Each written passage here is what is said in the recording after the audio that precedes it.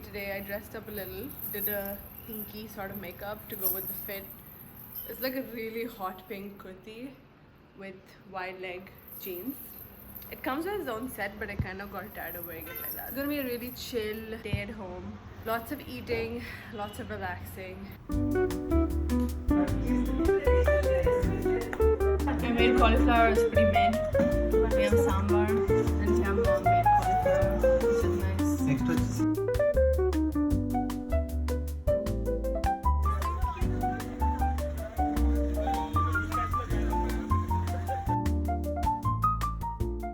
I'm having one of those bed rot days, and I've rotted all morning already. It's like 12. I'm hungry, craving broccoli, which might be weird for some people, but I love broccoli. I'm just not in the mood to do life today. Like, I don't want to get out of bed, but I also need to make lunch. Okay, let's go. I found a recipe on the internet, which is what I'm going to follow. My partition hurts so bad, so I'm wearing it to the side like my entire head. Something's wrong with it. I would walk down the aisle with this.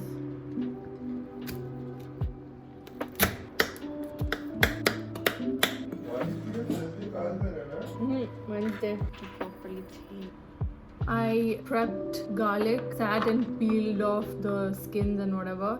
Is this enough for the humongous amount of broccoli I'm about to cook? Probably not. I'm not a huge go by the recipe kind of gal, so peeling garlic is not a pleasant experience.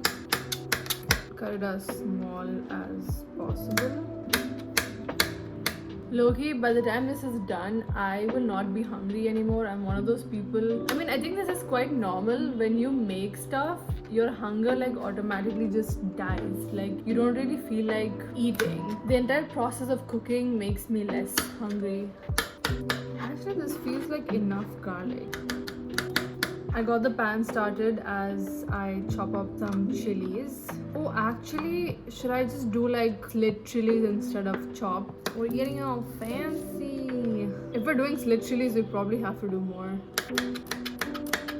We're gonna throw this in the hot oil. You can get really fancy with this and add carrots, capsicum, onions, whatever you want. I'm just not having that kind of a day. We're gonna throw in our blanched broccoli.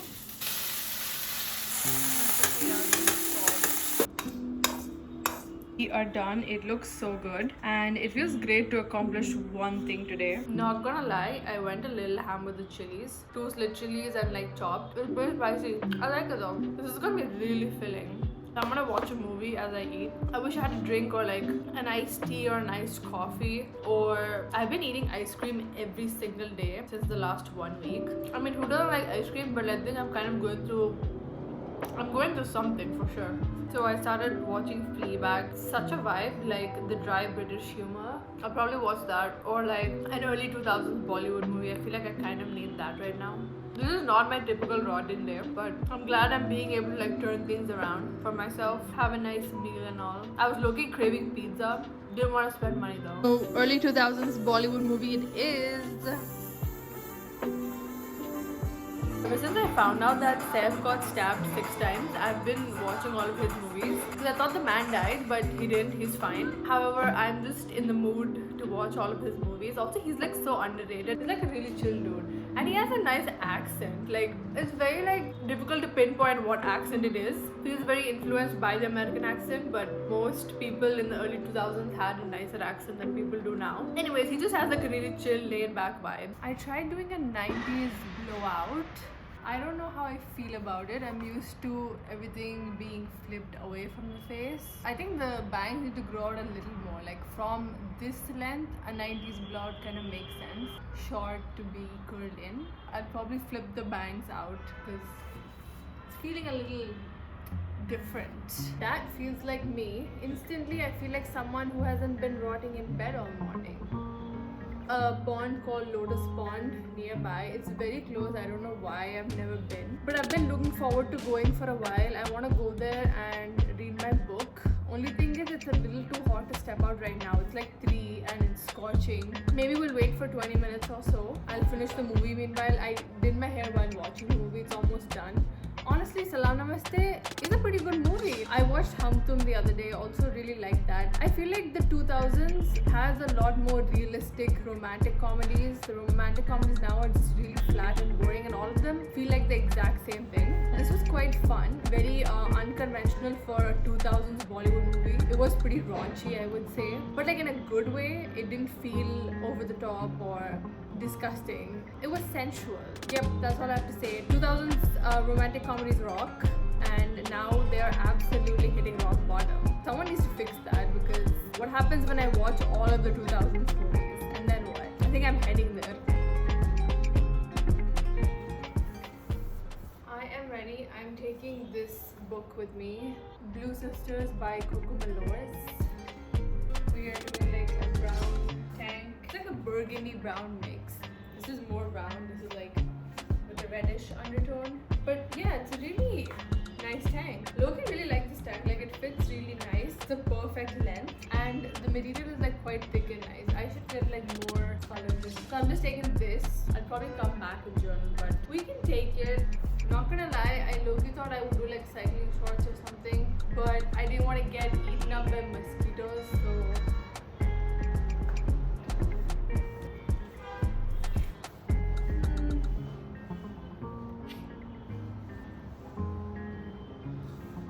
why is it so hot?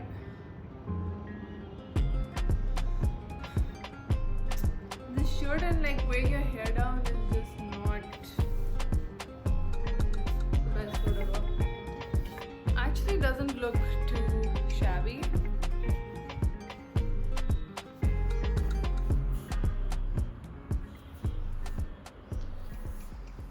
I swear, I feel like I'm not fated to go to this pond, because why is this the third time I got ready to go there and then my mom calls me asking me to pick her up? Like, it's 4:40 right now and she told me to come by 5, so I have like 20 minutes. I might as well just read my book at home and then go pick her up. And by the time I'm done like with her, the pond is going to close. And this has been happening for the last 1 year. I have not been able to go to that stupid pond. Why? It's crazy how I've like moved here. It's been over 1.5 years and I have not gone to KVR Park. I heard that there's a book club and people read there and stuff. I could consider doing that. So yeah, I need to just figure out what I want to do. I low-key really need something cold and icy. I should have just made lemonade. I was thinking I'd go out and then get gelato and stuff. Nothing's looking up for me.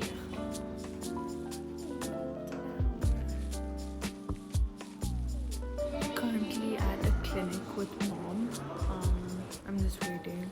She's doing her thing. Coco, sit. Got Coco Star Bites. He's finally calmed down, having his treat. Poof. What's up, brother? He's so confused.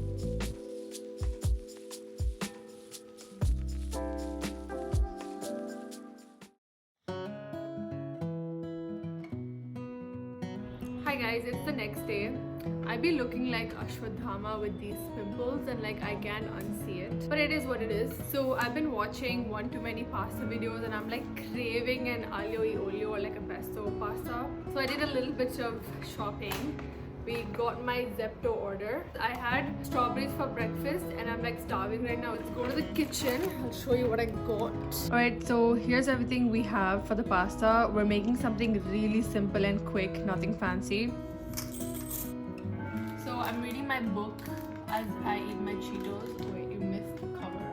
It's actually very...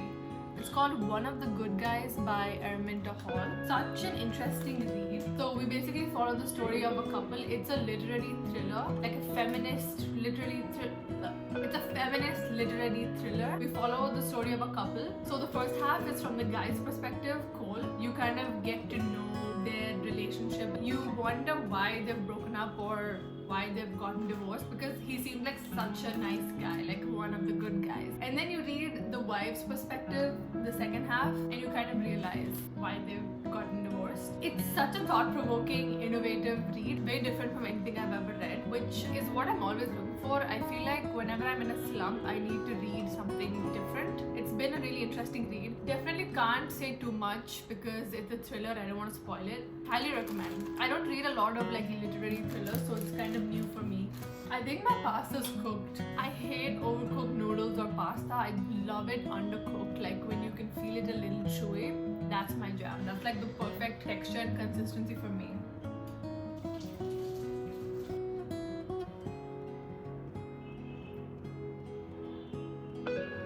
Perfectly chewy. I dumped out all the pasta water. I forgot that we needed to mix the sauce. I low-key don't mind eating it plain. Like I really like the taste of just plain pasta. And I'm not someone who's into plain anything. I need like my spices, my South Indian spices kicking in all the time. So it's super strange for me to want to eat like olio because it's like bland as fuck. But I'm kind of just craving something bland right now. I'm just gonna add some ice directly into this to like slow down the cooking. Not authentic, but definitely convenient. As I'm growing older, I am realizing that I'm not the biggest fan of excess butter or excess cheese. I just like enough. Like I love olive oil and like how it makes food taste. I think I just prefer like lighter food now. And pasta is definitely one of those dishes that can make you feel full very quickly. I need to like wash my hands 100 times while I cook. I don't know what it is about me. I don't like touching or feeling anything. Like it needs to be washed off. Next up is the aglio e olio. It says you are about to experience magic.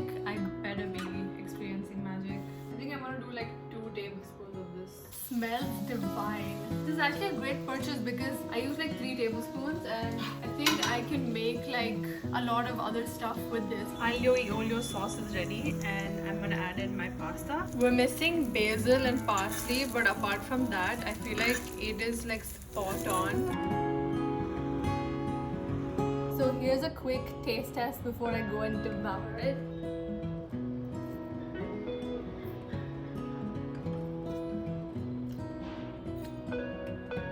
Tastes like store-bought pasta, like, I mean, cafe had pasta. It's really good. Ooh, I need a lemonade with this. Let's make lemonade.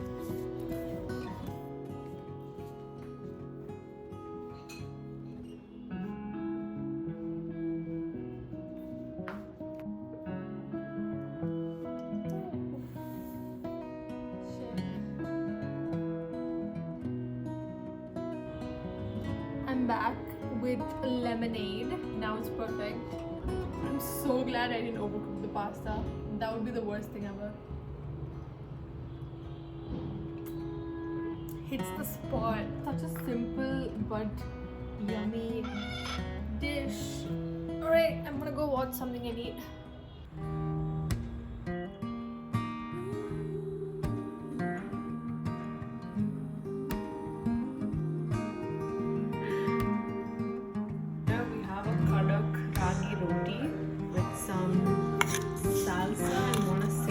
More like a tomato salad situation.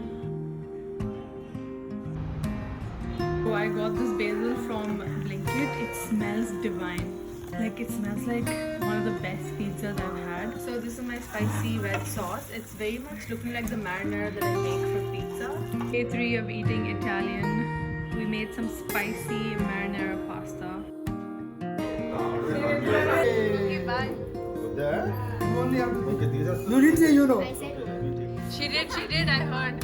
She did, I heard. Yeah, why are you bullying the kids like that? Okay, next time I will get okay? Hey guys, it's the next day. I've decided that this video ends when I head to Lotus Park. So here I am on my 7th attempt and it's like 5 o'clock. It's 4:52. The park closes at 6 o'clock, I believe. We're gonna rush there. It's not a very long drive. I have my iPad to read. I'm not taking a physical book because I'm kind of invested in the book that I'm reading. More on that when we get to the park. I feel like this has become my template walking outfit. I've just been wearing like different iterations of the same thing. Yo, Google Maps in Hyderabad is like such a scam because it literally took me around the entire city to go to a pond that's like a couple streets 10 minutes away. I went on like a 20-minute drive. or 25. But anyways, I'm here and low-key it's giving very sus vibes. Like I don't see any women here. The second I parked and I came in, there was like a shit ton of guys, which is like a red flag for me anywhere I go. And I'm just a little confused if I should walk forward or not because there's guys over there too. Yeah, such is life when you're a woman. So I'm just really confused because either I could, okay, so this is the pond. Wait. Not gonna lie, it is like pretty. And for some reason, the guys are like not moving, they're just there.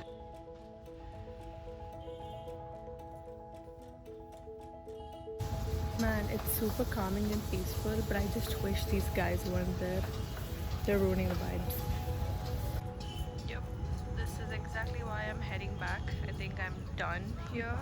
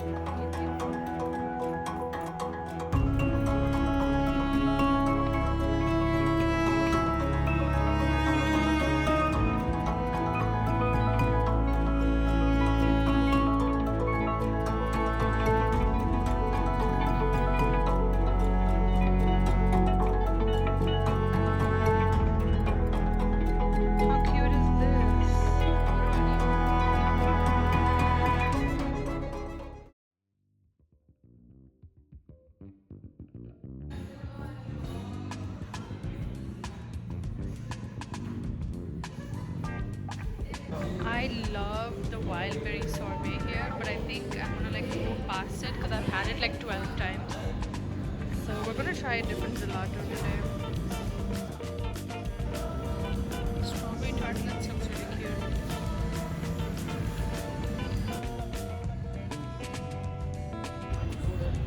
So I'm at Milano, like my favorite ice cream slash pizza place. I'm like starving and I got this margarita. It smells divine. The basil is literally basiling, like the pizza is so good here. I go out and eat all by myself and I'm like so used to it now. Like I don't feel awkward or anything at all. Let me give you like a proper review of my margarita pizza. So cheese pull wise, there's not a lot happening.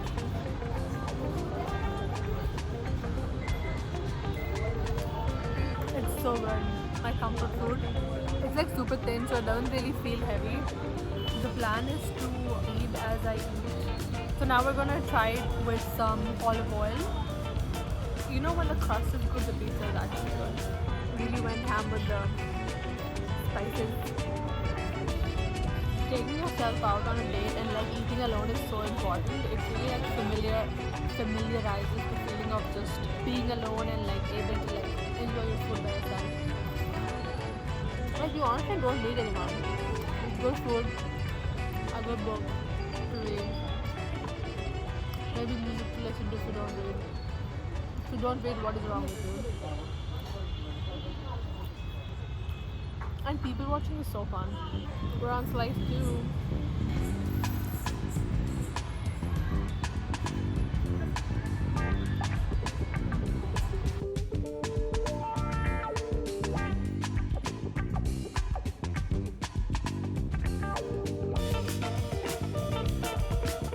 I made so much progress on the book I'm reading, One of the Good Guys by Araminta Hall. I'm past the 130 page mark. And it's wild. I feel like guys which are just creepy on like up front, just creepy, are a lot easier to like decipher. But the guys who act like they're the good guys are literally the worst kind of mammal there is.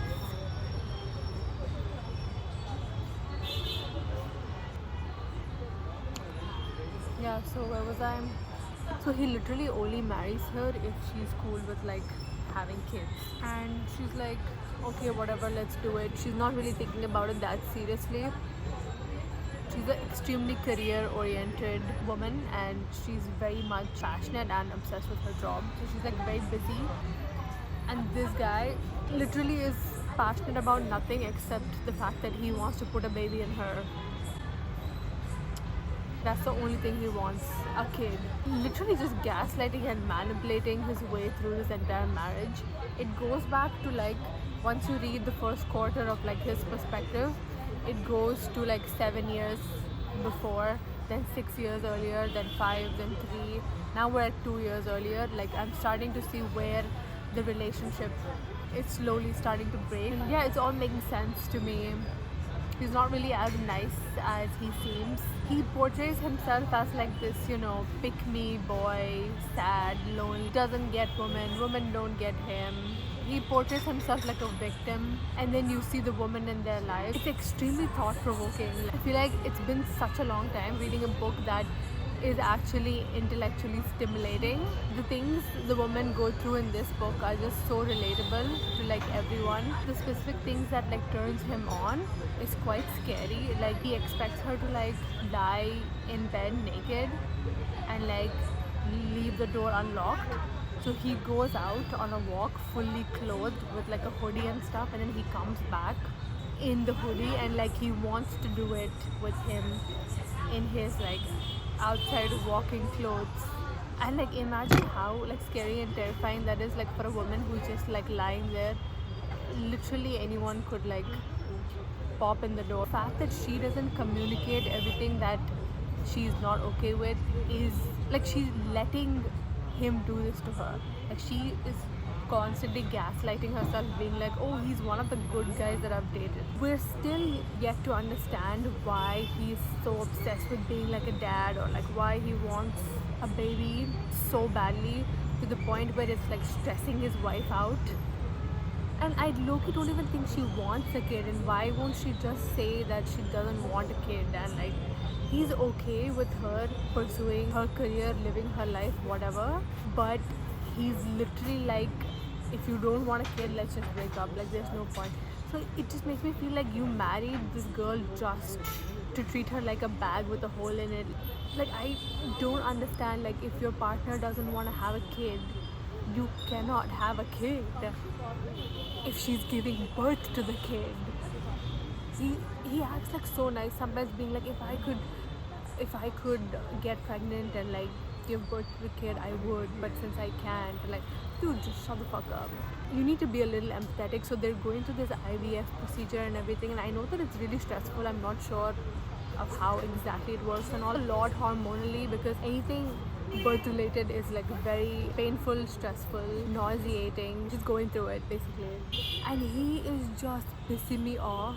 She's gaslighting herself into thinking that she's being mean and rude and angry just because she's hormonally imbalanced. But girl, it's not the hormones, it's literally your intuition telling you this guy is not it. Like he's honestly really scary and like creepy. On their wedding day, he says they both say I love you to each other after like they kiss and like get married and stuff, and then he's like, I can't wait to have a baby with you. Like on the wedding day, who says that? Like that's just a red flag there in itself. But he's been quite open about wanting a kid from the start, so she has been on the fence. Like she's not sure if she wants to or not, but she should communicate that from the start, because you wouldn't be together if you weren't sure about this. But anyways, the book really stimulates a lot of thoughts and opinions, and like I can't wait to make more progress to discuss more. I also don't know how much I can discuss because it is like a thriller. I really can't like spoil it, but I really need to talk about it. So that's that. Done yapping for now.